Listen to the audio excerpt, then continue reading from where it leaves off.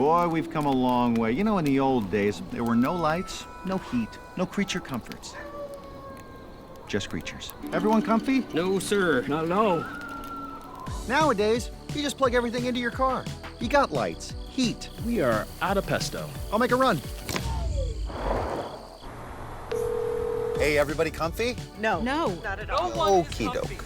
우리 시대 가장 진화한 전기차, 양방향 충전에 완전히 새로운 현대 아이오닉 5.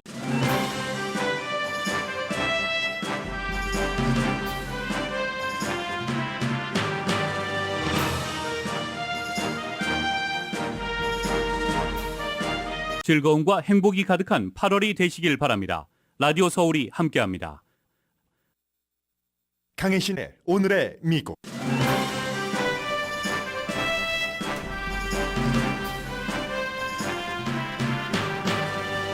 아시아를 방문 중인 낸시 펠로시 하원 의장의 대만 방문은 거의 기정사실이고 바이든 대통령이 펠로시 의장의 대만 방문을 말리지 않는 이유는 여러 가지입니다. 중국은 오늘 펠로시 하원 의장이 대만을 방문하면 중국 군대가 가만히 앉아있지 않을 것이라고 경고했지만 미국은 치명적이진 않을 것으로 예상합니다. 물론 예기치 않은 상황에 대해서는 누구도 장담하지 못합니다. 펠로시 의장의 아시아 방문에는 한인 앤디 김 연방 하원 의원이 동행합니다. 코비드-19에서 완치됐던 바이든 대통령이 며칠 만에 재감염되자 결론 없이 치료제 팍스로비드 부작용 논란이 커졌습니다. 기후변화와 헬스케어 기금을 포함한 인플레이션 줄이기 법안 투표가 이번 주에 있을 것으로 거의 확정적입니다. 이번 주 미국 언론에서 가장 주목하는 정치인은 이 안의 복병인 크리스틴 시네마 애리조나주 연방 상원 의원입니다. 연방 하원이 살상무기 금지안을 통과시켰지만 공화당이 주도하는 상원에서 통과될 가능성은 거의 없어 보입니다.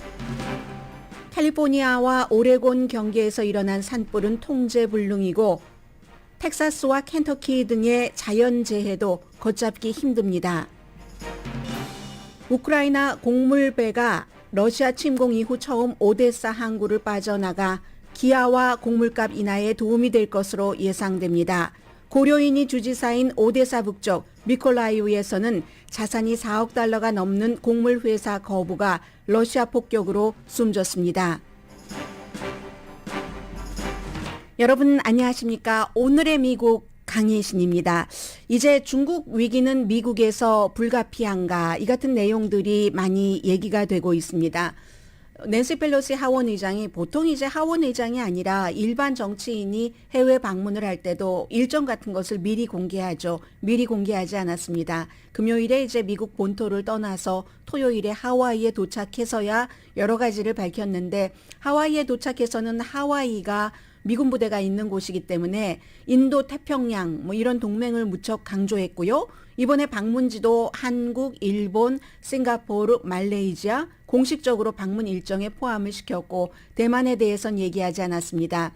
이들 나라들을 방문하는 것이 역시 미국의 아시아 중심축의 인도 태평양 이런 것과 관련된 동맹이다라고 얘기했는데 이 모든 것들은 전부 뒤에 가려졌습니다. 대만 방문에 대해서는 얘기하지 않았지만 백악관 보좌진들이 얘기하는 것을 보면은 대만 방문은 거의 확실해 보입니다. 그러면 지금부터는 바이든 대통령은 과연 정말로 낸시 펠로시 하원 의장의 대만 방문을 꺼려 하기는 했는가? 그리고 분명하게 가지 말아 주십시오 하고 요청하지 않은 것으로 알려졌는데 그 이유는 무엇인가?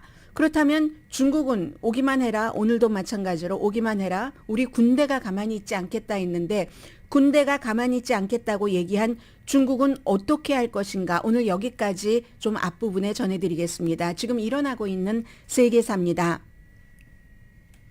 바이든 대통령의 입장부터 말씀드리자면 지금까지 바이든 대통령은 여러모로 불을 꺼야지 될 곳이 세계에 너무 많이 있기 때문에 중국과 뭔가 이제 좀 화해를 해보고 싶은 그런 마음이 있었습니다. 미국 국내적인 이슈와도 물론 연관이 되는 것이고요. 그래서 이제 중국 물건에 대한 관세 철폐 같은 것도 열심히 고려를 하고 있었는데 뿐만이 아니라 중국과 이렇게 잠정적으로 좀 화해를 해보려는 시도 때문에 낸시 펠로시 하원 의장이 대만을 방문할 수도 있다 하는 발표가 나왔을 때 바이든 대통령은 군이 그러는데 지금 적절한 타임은 아니라고 하더라. 여기까지 발표를 했습니다. 그리고 오늘 그 뉴욕타임스 등의 보도에 따르면 지금 바이든 대통령이 공식적으로 낸시 펠로시 하원 의장에게 대만 방문해 주시지 마십시오. 방문하지 말아 주십시오 하는 ask, 요청을 하지 않았다는 겁니다. 여러 가지 이유가 있는데 기본적으로는 입법기관 한 사람의 36년 동안 연방 상원 의원을 했고 천안문 사태 그 이후 그리고 뭐 후진타오가 부주석이었을 때 주석이었을 때 지금까지도 93년부터 중국은 인권을 유린하는 국가이기 때문에 올림픽을 유치해서는 안 된다는 끊임없이 보이콧을 해온 82세에 이제 하원 의장에 다시 출마하지는 않는다고 하지만 재선에 나갈지 나가지 않을지 확실하지 않는 마지막 자신의 레가시가 될 수도 있습니다. 낸시 펠로시 하원 의장은 베이징의 공산주의 인권 유린에 대해서 수십 년 동안 가장 앞장서서 일해왔던 사람이기 때문에 그것을 본인도 그 상원 의원으로서 같은 동료이기도 했고 존중을 한다는 뜻에서 그리고 실제로 대통령이 별 권한도 없습니다. 미국의 정치인도 연방 정치인 한 사람 한 사람이 입법기관이기 때문에 게다가 여론, 민주당이나 공화당이나 전부 중국에 대해서 굉장히 반감을 갖고 있습니다. 이 반감은 트럼프 전 대통령 시대에 더 커졌었죠. 그래서 바이든 대통령이 얼마 전에 90분, 1시간 반 동안 시진핑 중국 국가주석과 대화를 하면서 강조했었던 것이 미국의 정책은 바뀌지 않았다. 하나의 중국이다. 시진핑 대통령은 그에 대해서 불장난하면 불에 다친다. 미국이 이에 대해서 명확한 시각을 갖길 바란다라고 경고를 했습니다. 그런데 사실은 그 전화통화 이후에 미국은 낸시 펠로시 하원 의장에게 가지 말아 주십시오라는 요청을 하지 않기로 결정을 했다는 겁니다.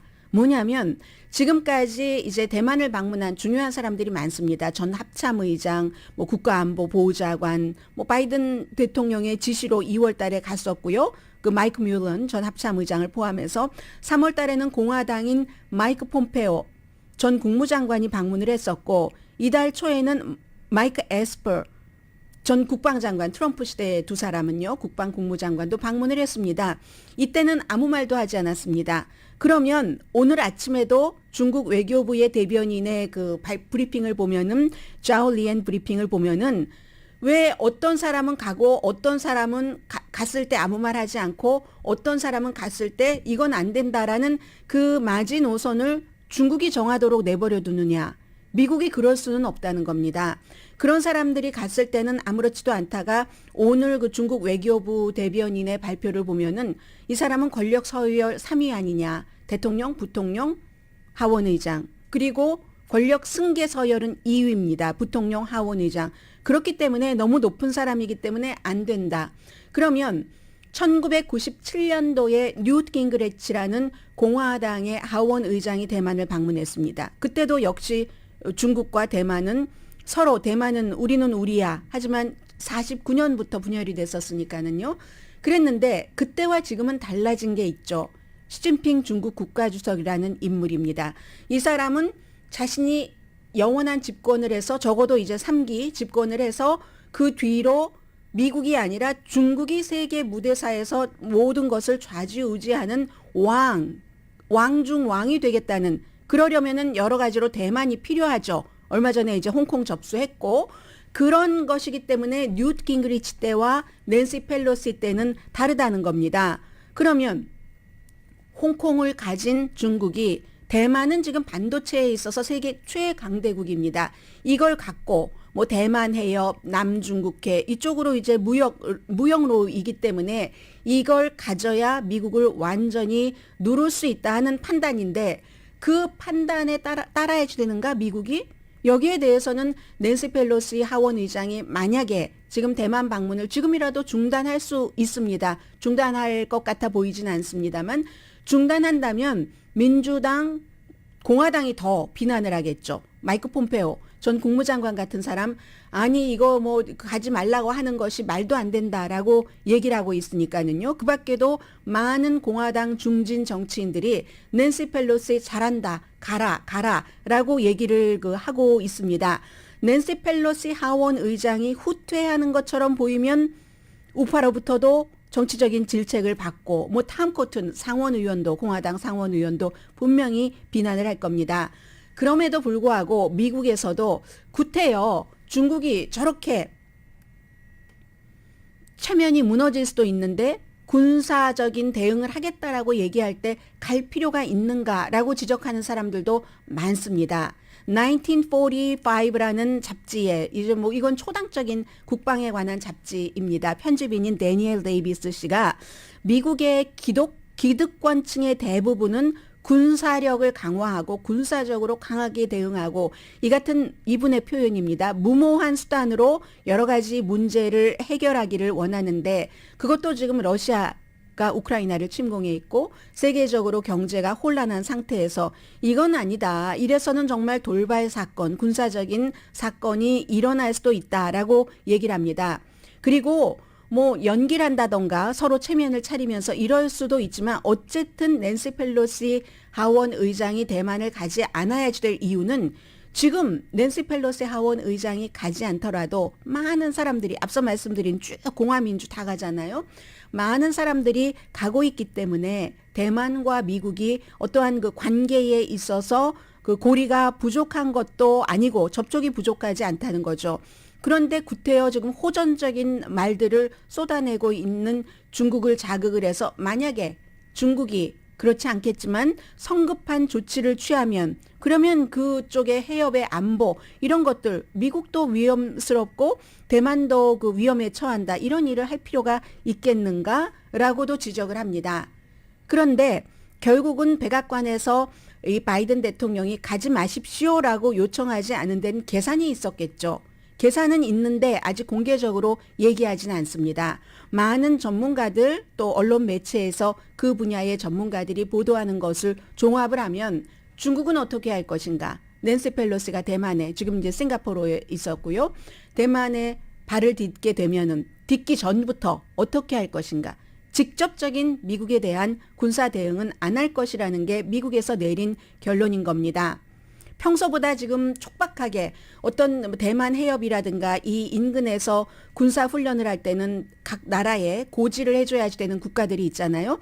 그런 데에 평소보다 날짜를 좀 촉박하게 고지를 하고 예를 들어 무슨 뭐 실탄 훈련을 대만에서 80마일 떨어진 곳에서 하면서 아니면 특별한 날짜를 공지하지 않고 우리 전투기가 방어 목적으로 대만 인근을 뭐 돌 수 있다. 이런 얘기도 하고 그건 아마 낸시 펠로시 하원 의장이 타고 있는 바로 그런 그 항공기를 우리가 있어. 여기가 우리 땅일 수도 있거든. 뭐 이런 식으로 뭐 에스코트 아닌 에스코트를 할 수도 있다는 거죠. 미 공군기와 이 펠로시 대표단이 타고 있는 앤디 김 한인 연방 하원 의원도 타고 있겠죠. 그런 것이죠.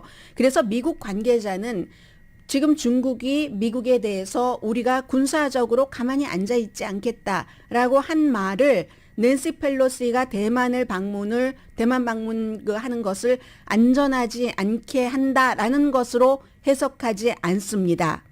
물론 20년 전에 중국의 공군기가 미국 정찰기와 그 충돌을 했었던 적이 있죠. 이 국가 간에 가끔 수십 년 만에 일어나는 이런 일. 그 당시에 조지 부시 대통령 임기 초였기 때문에 정말로 뭐 좀 벌벌 떨기도 하고 그랬었던 적이 있습니다. 사고죠. 사고. 항상 중요한 것은 역사적으로 사고로 맞붙고 마니까. 그런데 이번에 그런 사고는 없을 것으로 보는 겁니다. 베이징에 있는 칭화대학교 국제학과의 천치 교수가 뉴욕타임스와 인터뷰에서 이렇게 얘기를 했습니다. 그럼에도 불구하고 지금 중국과 미국이 해놓은 말이 있기 때문에 낸시 펠로시도 지금 물러서면 체면이 말이 아니고 시진핑 중국 국가주석도 마찬가지로 강하게 나가겠다 했는데 아무런 움직임을 보여주지 않으면 북한도 아닌데 북한은 그럴 때도 있잖아요. 이게 체면이 말이 아닐 테고 따라서 미국과 중국 사이에 부드럽게 이 문제를 긴장 완화를 할 수 있는 여지는 이제는 없는 것 같다. 뭐 이런 것 그게 있고요. 그리고 아무튼 중국도 약하게 보이고 싶지 않고 낸시 펠로시라 하면 민주당을 대표하는 사람이니까 민주당도 약하게 보이고 싶어 하지 않고 중국에 그런 겁니다. 만약에 안 가면은 공화당으로부터 엄청난 공격을 당하기 때문에 결국은 민주당에 정치적으로 큰 피해가 될 수도 있습니다. 지금 이 문제는 이렇고요. 어쩌면 낸시 펠로시 하원 의장이 대만을 방문함으로 인해서 중국이 어디까지 반응을 하는가 하는 것을 테스트해 볼 수도 있을지 모르겠습니다. 대만이 바이든 대통령이 보는 눈앞에서 제2의 우크라이나가 될 것인가 이런 제목의 어피니언이 의회신문 더 힐에 실렸습니다. 브라마 첼라니 지정학적인 전략가가 쓴 글인데 긴 글을 짧게 요약해 보자면 중국도 미국도 군사적으로 직접 대치하기를 원치 않는다. 기본적으로 바이든 대통령에게는 우크라이나보다는 대만이 훨씬 중요합니다. 대만이 인구가 한 2,300만 명 되지만 반도체 칩 그것도 그런 것이지만 민주주의, 공산주의인 중국과 대척점을 이루는 그게 과거 해리 트루만 대통령이 남북한의 전쟁 당시에 절대로 남한이 공산화되는 것을 볼 수 없었기 때문에 미군을 보냈었던 것과 지금 바이든 대통령 그 이전에 여러 대통령들이 대만이 공산화되는 것을 볼 수 없는 것 너무 중요하죠. 그렇기 때문에 멀리 떨어진 것은 마찬가지지만 우크라이나나 그 대만이 아시아의 축으로 지금 여러 가지 외교를 이동하고 있는 바이든 대통령에게는 우크라이나보다는 대만이 훨씬 미국의 미래 파워에 중요하다는 것을 알 수 있고요. 그렇기 때문에 이것이 실수인지 아니면 실수를 가장한 진심인지 만약에 그 시진핑이 대만을 군사적으로 공격하면 미국이 방어를 한다 군사적으로라는 말을 3번이나 최근에 한 것으로 보고 있고요. 결국은 중국의 반응은 낸시 펠로시 하원 의장이 대만에 있을 때가 아니라 대만을 떠났을 때 보일 것이라는 겁니다. 참 약소국의 같은 민족이긴 합니다만은 그런 서름이고요. 미국이 강하기 때문에 미국을 함부로 건드리지 못하는 겁니다. 그럼 어떻게 해요? 전면적인 침공 대신에 대만 해협에서의 군사작전, 항구를 봉쇄할 수도 있겠죠. 그리고 사이버 공격, 통신을 차단한다던가 해저 케이블 같은 것이 있으니까 인터넷 연결을 포함해서 그리고 정말 이 중국이 대만을 이 섬을 질식시킬 수도 있다 하는 정도를 보여줄 수도 있다는 겁니다. 세계 최대 가장 세련된 반도체 칩 공급 국가인 대만을 우리 중국이 이렇게 밟아버릴 수 있어 하는 것은 펠로시 하원 의장이 떠나고 나서 할 수 있다는 겁니다. 바이든 대통령에게 대만이 우크라이나보다 더 중요한 것처럼 시진핑에게 대만은 지금 가져야 될 모든 것에 속하는 겁니다. 세계 질서에서 미국, 아시아의 축이네, 인도 태평양이네 하면서 한국, 무슨 일본, 호주, 뉴질랜드 이런 나라들을 다 묶어서 인도까지 막 합치려고 하고 이런 것을 하려고 하는 미국을 싹 밀쳐냄으로써 세계 최강대국 중국의 위치를 차지하려면 대만이 너무나 중요하고 대만이 없으면 안 됩니다. 지난 목요일에 낸시 펠로시 하원 의장이 아시아로 출발하기 전에 일본의 의원 정치인 2명과 국방부 전 국방장관 등이 대만으로 갔습니다. 대만에 만나서 지역 안보에 대해서 논의를 했죠. 그 정도로 지금 기본적으로 일본이야 아베 신조 일본 총리가 있었을 때부터 대만 쪽이었고 한국도 앞으로 이제 이 문제에 대한 입장 정리가 조금 필요할 것 같고요. 어쨌든 현재 미국에서 보고 있는 점은 낸시 펠로시 하원 의장이 탄 비행기가 어떻게 된다던가 이런 문제는 전혀 없고 그가 미국으로 돌아왔을 때 중국의 대만에 대한 아주 압박 같은 것이 시동이 걸릴 것이다 하는 내용이 오늘 세계가 가장 주목하고 있는 뉴스입니다.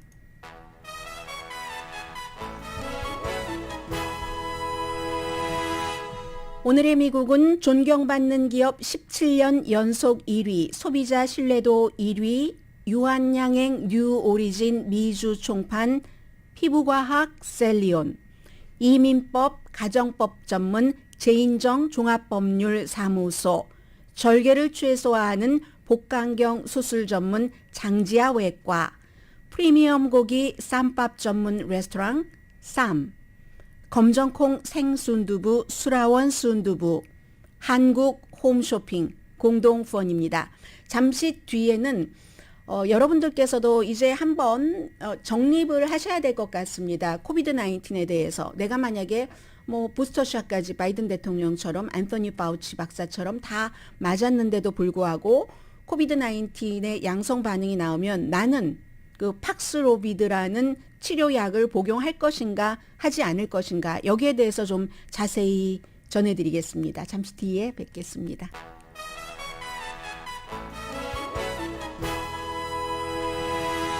라디오 서울 방송 오늘의 미국 듣고 계십니다. 근데 바이든 대통령이 이제 코비드 19 양성 반응을 보였고 그리고 이 팍스로비드 약을 복용을 하고 다시 이제 음성 반응으로 나왔습니다. 그러다가 뭐 어떤 매체에서는 사흘, 어떤 매체에서는 나흘 만에 코비드가 다시 양성 반응이 나왔다 하는데 그게 이제 그 날짜로 따지느냐 시간으로 따지느냐에 따라서 그렇습니다.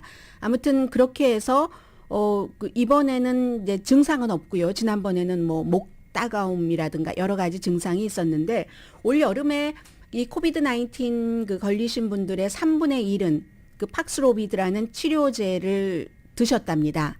이게 기본적으로요. 3분의 1은 드신 겁니다. 그리고 나서 며칠 있으면 많은 사람들처럼 음성이 됐는데 그런데 이 가운데서 많지는 않지만 10% 미만 어떤 연구조사를 보면은 뭐 1%로도 나오고 5.4%로도 나오는데 기본적으로 10% 미만은 다시 이게 금방 그 재발이 되는 겁니다. 재발이 되는 날짜는 한 이틀에서 음성이 되고 이틀에서 여드레 사이에 대체적으로 다시 이제 그 양성 반응이 나온다는 거거든요. 이게 바로 바이든 대통령의 케이스입니다. 지금 하루에 팍스로비드라는 게 4만 명에게 처방이 된답니다. 바이든 대통령은 한 번 코스 했고 뭐 닷새겠죠. 그리고 앤서니 파우치 박사는 2번 했습니다. 이분은 이제 나이가 바이든 대통령보다도 더 많고 어쨌든 하고 바이든 백악관의 주인이나 전국 그 국립보건연구소의 엘러지 그 분야의 소장이나 전부 이 팍스로비드에 대한 신뢰가 있었고 그런 것들을 치료제가 있다 하는 것을 국민들에게 보여주기 위해서도 팍스로비드를 본인들이 그 복용을 한 겁니다. 일관되게. 그런데 의사들 가운데서는 코비드 19의 그 양성 반응이 나온 분께 팍스로비드를 권해야지 될지 확신하지 못한다던가 아니면 아예 권하지 않는다던가 하는 케이스가 있습니다. 그렇기 때문에 여러분들께서 뭐 꼭 처방을 해달라고 하면은 그것을 그 마다하지 않으실 수는 있겠으나 의사 선생님이 처방을 해주지 않는 경우도 있으실 겁니다. 그래서 이제 지금부터 그 말씀을 좀 들으시겠는데 이게 왜인지 아직 정확하게 알 수가 없는 겁니다. 아니 금방 음성으로 됐는데 왜 다시 이게 양성으로 됐지? 하는 것. 이게 과연 그 이전에 감염됐었던 것, 감염되지 않았었던 것과 상관이 있는 것인지 아닌지, 백신을 몇 번 접종했는지, 뭐 바이든 대통령이나 앤서니 파우치 박사 같은 경우는 뭐 부스터샷까지 완전히 맞으신 분이고요. 그 밖에 나이도 있을 테고, 평소에 갖고 있던 질병 같은 것도 있을 테고 하기 때문에 주치의가 새로 개발된 팍스로비드라는 이 코비드 19 치료제를 쉽게 환자의 여러 가지 다른 케이스들이 있기 때문에 처방하기가 힘들다는 겁니다. 지난 겨울부터 긴급 처방을 했기 때문에 지금 이제 팍스로비드가 8개월 돼서 이미 300만 명 이상이 복용을 했습니다. 그런데 누구에게 베네핏이고 누구에게는 베네핏이 아닌지 그 경계를 정확하게 알 수 없다는 겁니다. 물론 하나 확실한 건 있습니다. 백신 접종을 받지 않은 사람들은 분명히 병원에 입원하는 확률 이런 것들을 도와주는 것은 분명하지만 그렇지만 장기 후유증이 어떨지에 대해선 답이 없는 겁니다. 노답인 겁니다. 여기에 대해서. 그러면 이게 팬데믹이 너무 빨리 변하기 때문에 이것도 지금 그 코비드 19 BA.5인데 지금 너무 빨리 변하니까 팍스로비드가 그 빨리 변하는 여기에 다 따라가지 못하는 건가? 안개 속을 걷고 있다는 겁니다. 그래서 물론 그 백신을 맞지 않은 사람과 위험한 사람에게는 도움이 있지만 그런 부작용이 다시 나오는 것 이외에도 또 뭐 입맛이 전혀 없다던가 입맛이 달라진다던가 미스테리어스하다는 겁니다. 거기에 대해서 정확하게 물론 연구 자체는 됐지만 이스라엘에서도 홍콩에서도 미국에서도 이제 생긴 지 얼마 되지 않았으니까 이것이다 하고 딱 그 확정 지을 만한 대규모 임상 실험은 없는 거죠. 그러면 한 가지는 젊은 사람이나 백신 맞은 사람에게도 도움이 될까? 이건 생각해 볼 수 있잖아요. 그런데 코비드 19에 걸려서 입원하는 사람이 60세 미만은 10만 명당 1명밖에 안 되거든요. 요즘에 이제 한번 걸리면 고생하시는 분은 계시지만 병원 입원율은 60세 미만은 10만 명당 1명밖에 안 되면 그러면 60세 미만에는 별 도움이 되지 않는 것 아니야? 이렇게 생각을 해볼 수도 있다는 겁니다. 이게 이제 팍스로비드의 부메랑이다라고 표현을 하고 있는데 아니면 또 다른 약물을 복용하는 것과 연관이 있는 건가? 너무 일찍 팍스로비드를 복용을 했는가? 뭐 증상이 발생하고 나서 얼마큼 그 시간이 있잖아요. 추천하는. 너무 빨리 복용. 그것도 사람마다 다 다를 수가 있잖아요. 그리고 아니면 이게 바이든 대통령은 한 번 코스 했는데 더 길게 해야지 되나? 2번 코스? 열흘이나 15일? 뭐 그럼 열흘이나 15일이면 그 팍스로비드 복용하지 않아도 다 완치되는 경우가 대부분 이상인데 이럴 경우 이 팍스로비드가 과연 가치가 있는가? 결론은 시간이 필요하다. 연구가 되려면. 그런데 이것도 또 딜레마죠. 시간을 걸려서 연구를 해놓고 나면 그 뒤에 이 코비드-19 BA.5는 다른 경지로 올라가 있을지도 모르는데 진화됐을지도 모르는데 새로운 환경이 될지도 모르는데 분명한 것은요. 팍스로비드를 복용해서 숨진 사람은 없다. 더 병세가 악화됐다던가 피해는 되지 않는다. 다만 팍스로비드를 복용하지 않아도 그냥 정상 코스로 며칠 앓고 일어나고 하는 사람들까지 팍스로비드를 복용할 필요가 있을까라는 생각은 들지만 그리고 이렇게 복용한 사람이 금방 2일에서 8일 안에 다시 이 양성 반응이 나오는 이 같은 부작용이 있을 수는 있지만 이건 뭐 큰 사람의 생명이나 건강에 크게 해가 되는 것은 아니니까 아무튼 팍스로비드에 대해서 그런데 분명한 것은 또 팍스로비드를 복용을 하시는 분이 조금 그 고통이 덜하다 하는 얘기도 있으니까는요 어쩔 수 없습니다. 주치의 선생님과 상의하시기 바랍니다. 이렇게 말씀을 드립니다. 주말에 하나 있었던 일 가운데 하나가 살상무기 금지안이 연방 하원에서 통과가 됐습니다. 217대 213. 그러니까 뭐 살상 무기라든가 아니면 그 탄알 같은 것을 많이 팔고 사고 만들고 다른 사람에게 주고 소지하고 다니고 하는 것을 금지한다는 겁니다. 반자동 소총 같은 것 그런 것들을. 그리고 일부 이 같은 총기는 다른 사람에게 줄 수 있는 예외는 있어요. 왜냐면 할아버지 때부터 대대로 총 뭐 갑오로 내려오는 뭐 위스콘신, 와이오밍 이런 주 있잖아요. 사냥하는 집안들, 시골집 뭐 이런 분들이 있는데 그런데 개인과 개인 사이에서 파는 것은 제한을 한다는 건데 이 말하자면 살상 무기 뭐 판매, 제조, 이전 금지안에 5명의 민주당은 반대를 했습니다. 그래서 이게 민주당이 220명인데 연방 하원에서 217이 나온 거고요. 대신에 그럼 2명의 공화당이 여기에 찬성을 한 겁니다. 두 명의 공화당은 펜실베니아와 뉴욕의 크리스 제이콥스 이 공화당 의원인데 만약에 2명의 공화당 의원이 노했으면 통과되지 않죠. 215대 215 똑같기 때문에 이렇게 되면은 이 216이 돼야지 표가 많아야지만 다수결의 원칙에 따라서 통과가 되는데 겨우 공화당이 2명이 찬성을 했고 민주당이 5명이 찬성을 하지 않아서 통과는 됐는데 이 법안이 새로운 법안이 아닙니다. 최근에 뭐 텍사스의 뭐 유발디 총격 사건이라든가 이런 것이 있고 나서 만들어진 게 아니라 이 총기에 대해서는 뒤로 가고 있어요. 지금 미국이 낙태와 마찬가지로 1994년도에 빌 클린턴 대통령 당시에 통과가 돼서 10년 동안 이 법을 유지를 해서 미국에서 이 범죄 이런 그 반자동 소총 무기로 인한 이런 것들을 많이 줄일 수가 범죄를 있었습니다. 그런데 그게 10년이었기 때문에 10년 뒤에 2004년도면은 공화당인 부시 대통령으로 정권이 넘어간 겁니다. 이 민주당인 클린턴 대통령에서. 그래서 부시 대통령으로 정권이 넘어가서 이게 연장이 안 됐죠. 그 당시에 연장이 안 됐기 때문에 그 이후에는 총기로 인한 이 같은 살상 무기로 인한 범죄가 조금 높아졌고, 그것을 이번에 이제 뭐 텍사스다 뉴욕이다 여러 지역에서 이런 무기로 인한 범죄가 일어나고 나서 이건 안 되겠다 해서 겨우 만들어 놨던 것이 이것인데, 상원에서 통과될 가능성 거의 없다고 보시면 됩니다. 상원에서는 60표 이상이 돼야지 되기 때문에. 그러니까 지금 불과 막 총격 사건이 일어나고 했었던 거 사람들이 다, 저도 뭐 거의 일주일 넘게 탑뉴스로 전해드리고 했었던 게 2달도 안 되는 것 같은데요. 그런데 그 사이에 다른 뉴스들이 막 오니까 그 당시에는 그래도 좀 뭔가 해야 되는 거 아니야 하다가 이렇게 흐지부지 돼버리는 겁니다. 그래서 심지어 법안에도 다 타이밍이 있는 거죠. 잠시 뒤에 경제와 관련된 여러 움직임 전해드립니다.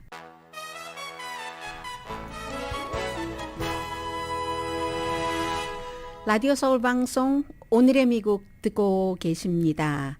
네, 이번 주에 이제 이것은 그 법안이기는 하지만 이 법안이 통과가 되고 시행이 되면은 뭐 사회 곳곳에 큰 영향을 미치게 되고, 가장 중요하게는 처방약 값이 줄어든다던가 아니면 오바마 케어에 대한 보조금 계속 받을 수 있다던가 하는 것이고, 전기 자동차 살 때 베네핏을 조금 많이 받으시는 그런 것들이 있고, 그 밖에 무슨 뭐 여러 가지 정부가 그 지출을 해서 뭔가 그 도움이 될 수 있는, 특히 이제 기후 변화 같은데 뭐 지원을 많이 하잖아요. 하는 안이 될 텐데, 인플레이션 줄이기 법안 이렇게 이름이 붙여져 있습니다. 척 슈머 민주당 상원 원내대표와 조 맨슨이라는 웨스트 버지니아의 연방 상원 의원이 아주 몰래 공화당 몰래 결국은 합의를 했었던 이 안에 대해서 이번 주에 이제 투표를 한다고 하는데, 휴회하기 전에 의회에 투표를 하려고 하는 것이죠. 그런데 하나의 그 복병이 갑자기 생긴 건 아니지만, 왜 지난번에 한창 조 맨슨 의원을 말씀드릴 때 함께 애리조나주의 크리스틴 시네마 의원을 많이 말씀드렸는데, 이번에 척 슈머와 조 맨슨 의원이 공화당 몰래 뒤에서 이렇게 합의를 할 때 이 크리스틴 시네마 의원과 같이 얘기를 했다던가, 합의를 끝내고 나서 크리스틴 시네마 의원과 조 맨슨 의원이 의견을 교환하지 않았답니다. 그런데 크리스틴 시네마 의원은 이 조항에서 예를 들어서 무슨 뭐 사모펀드 그쪽에 세금을 더 많이 내게 한다던가 세금 인상에 대해서 민주당인데도 불구하고 굉장히 강하게 반대를 하고 있습니다. 그래서 이게 어떻게 될지 모른다 하는데, 제가 방송 들어오기 직전에 척 슈머 그 민주당 상원 원내대표가 투표에 붙인다고 하는 것을 보니까 아마 표를 얻을 것이 확신이 되기 때문에 투표를 하지 않을까 생각은 드는데, 모릅니다. 이 워낙에 그 크리스틴 시네마 의원도 마음을 확 바꿀 수 있는 이런 것들을 전에도 보여줬기 때문에, 그래서 만약에 이게 공화당은 다 어차피 반대를 할 거니까는요, 50대 50으로 통과되면 당연히 부통령인 카멜라 해리스 부통령이 한 표를 해서 이제 이게 그 통과가 되게 되는 거고요. 그렇게 되는 경우는 3,700억 달러가 새로운 그린 에너지 여기에 이제 들어갑니다. 그래서 아마도 이 크리스틴 시네마 의원이 좋아할 수 있는 정도로 뭔가가 이 안이 수정될 수도 있다는 것은 말씀을 드리고요. 그렇게 될 경우 민주당을 또 바이든 대통령을 이 고통에서 조금 구할 수는 있을지 모릅니다. 아주 많이 구할 수는 없다고 하더라도, 공화당이 왜 공화당 몰래 민주당의 상원 원내대표와 조 맨슨 의원이 이 안을 통과시키도록 비밀 회담을 했는가?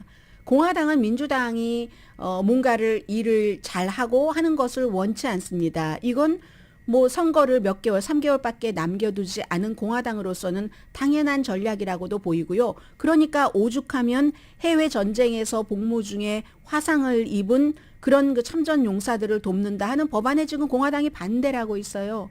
공화당 하면은 경찰, 군인, 미국 군인들 가운데서도 공화당이 상당히 많고 한데, 그런데 그 의원들을 좀 더 자세히 말씀드리자면 군대에서 왜 폐기물을 태우는데 쓰이는 그런 무슨 태우는 그 구덩이 같은 게 있죠.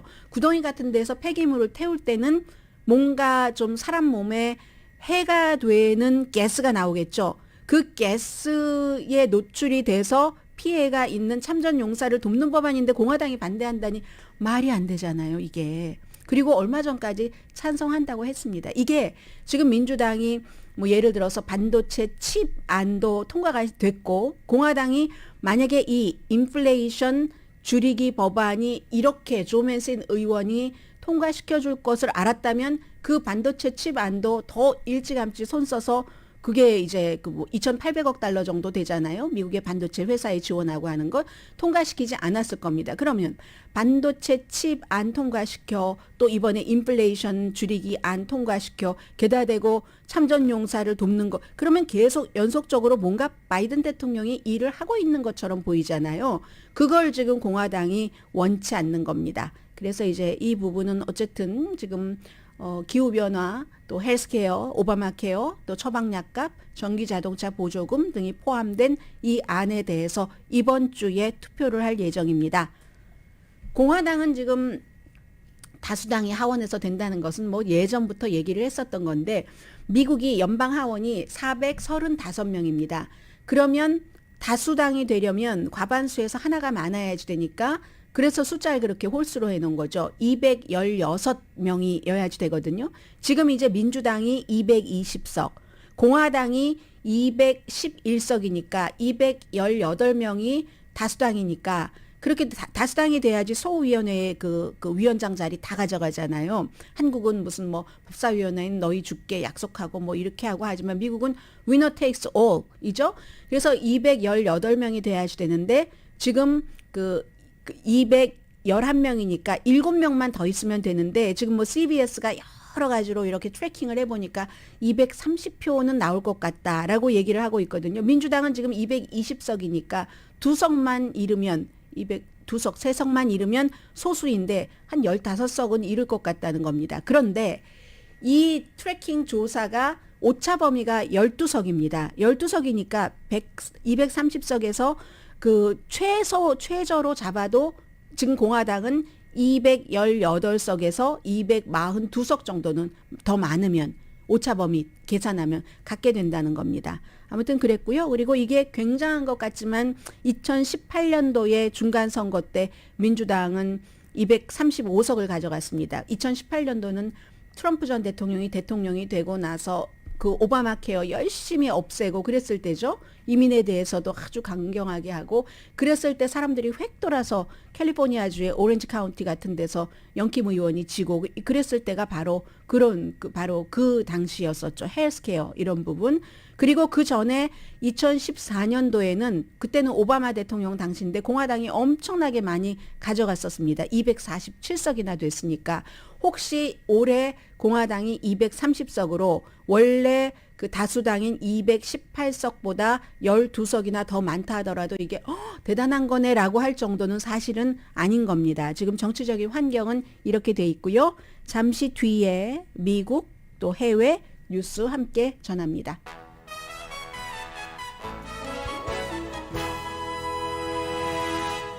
라디오 서울 방송 오늘의 미국 듣고 계십니다. 어느 지역에선 산불, 어느 지역에서는 홍수, 미국 그 안에서만도 지금 걷잡을 수가 없습니다. 오레곤과 국경 지역에서 맥킨리 그 산불이 일어나서 다행히 그게 사람이 많이 사는 곳은 아니지만 일부 뭐 몇백 가구는 대피령도 내려졌고요.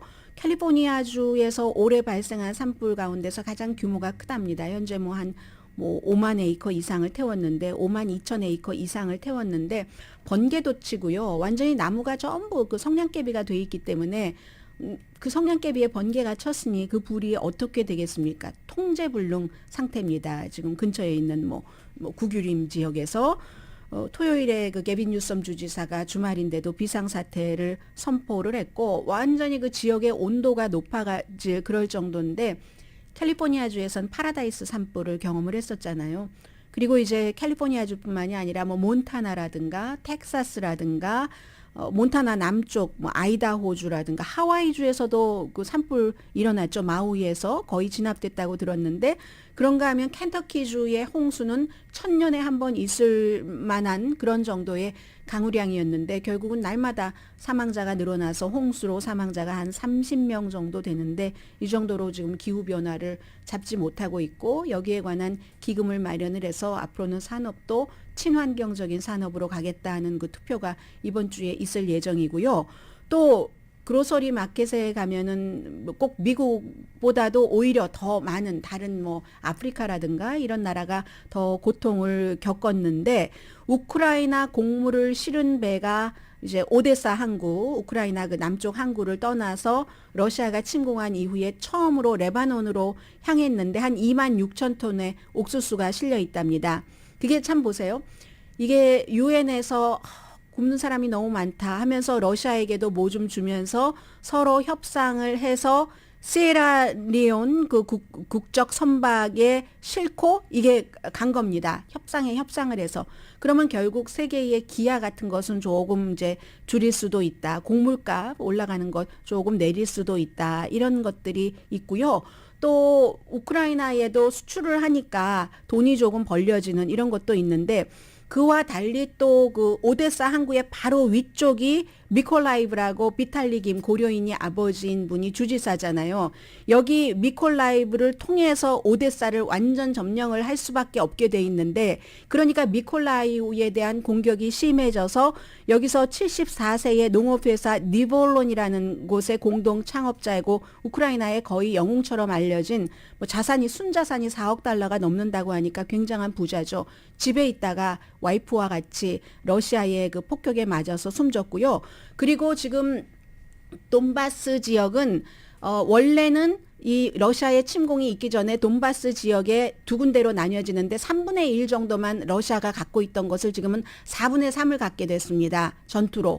그러면 4분의 1 정도가 남아있잖아요. 아직까지 우크라이나가 장악하고 있잖아요. 여기에 대해서 우크라이나 대통령이 강제 대피령을 내렸습니다. 우크라이나 사람들이 전쟁을 하도 많이 겪어서 대피 안 하는 사람이 많아요. 강제 대피령을 내려서 사람이 없어야 러시아인들이 많은 사람을 더 그 살해하지 않는다. 이런 형태로 지금 그렇게 돼 있고요.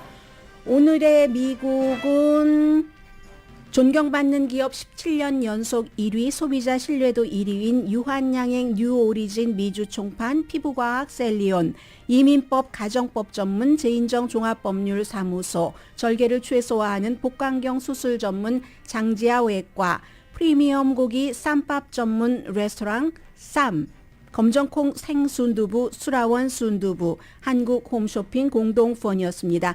10시에 좋은 아침, 좋은 하루 방송됩니다. 이게 오레곤주에 주지사를 해보겠다 하고 뉴욕타임즈에서 20년 동안 칼럼을 썼던 니콜라스 크리스토프 씨가 갔는데 오레곤의 대법원에서 산 기간이 안 돼 했었잖아요. 다시 뉴욕타임즈 고향과 같은 퓨리처상을 2번이나 받고 했던 이 니콜라스 크리스토프 칼럼니스트가 뉴욕타임즈로 돌아온답니다. 동료들이요. 그 사람 훌륭한 그 저널리스트인 것뿐만이 아니라 훌륭한 동료야 하면서 기뻐한다고 하네요. 강혜신이었습니다.